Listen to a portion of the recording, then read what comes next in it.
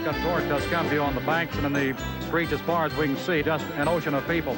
Awaiting President Carter's arrival at the airport. Estimates in the neighborhood of 25 to 35,000 people. The biggest crowd I have ever been in my life. People who were trying to see him along the parade route will come down this way, too. He picked the best place. That's the South. I'm proud that he's a Southerner. Best thing that's ever happened to Tuscumbia. We're proud of him. We appreciate him coming. He's coming back home.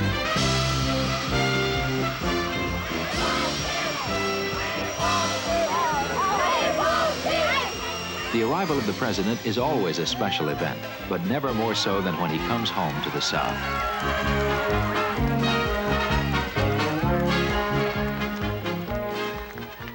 In the last few years, I've been to a lot of places and I've seen a lot of people.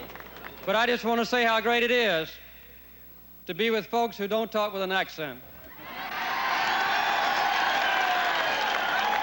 Our past is a rich source of inspiration. We've had lessons that we learned with a great deal of pain. But the past is not a place to live. We must go forward in the South, and we will. President Carter understands the history of the South, but he also understands the new South. He understands where we are now. President Carter is a man of peace, but at the same time, committed to a strong national defense. I'm grateful that I can look back on my first term and see 4 years of peace. And that's what we want for the next 4 years, is peace. But I'd like to remind you that the peace we enjoy is based on American military strength and American moral strength. 2 years ago, I was at Camp David with President Sadat and Prime Minister Begin.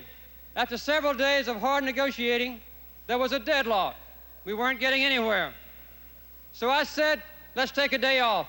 And I took them across the border, the Maryland-Pennsylvania border, to Gettysburg. I wanted to show these two men that we Americans know something about war, and we know about neighbors fighting against neighbors. The three of us walked through the valleys and hills where more than 40,000 young Americans fell in battle.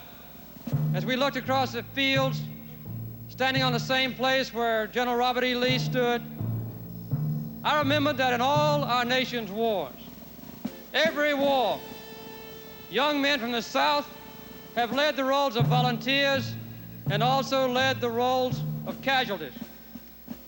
We Southerners believe in the nobility of courage on the battlefield, and because we understand the cost of war, we also believe in the nobility of peace. He makes us proud because he understands the special qualities of the South, and yet he exhibits the best traits of national and world leadership. He demands of us the things that should be demanded. And I say this about the people of this country: they have responded.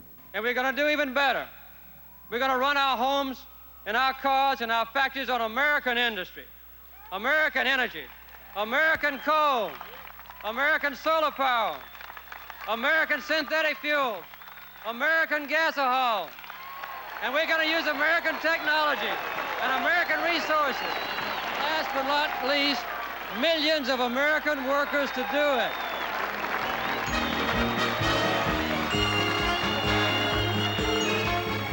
Jimmy Carter was one of the leaders that brought about the New South. President Carter has brought the South back into America. He's won friends for the South. He's won renewed respect for our area. I'm going to support him on November the 4th.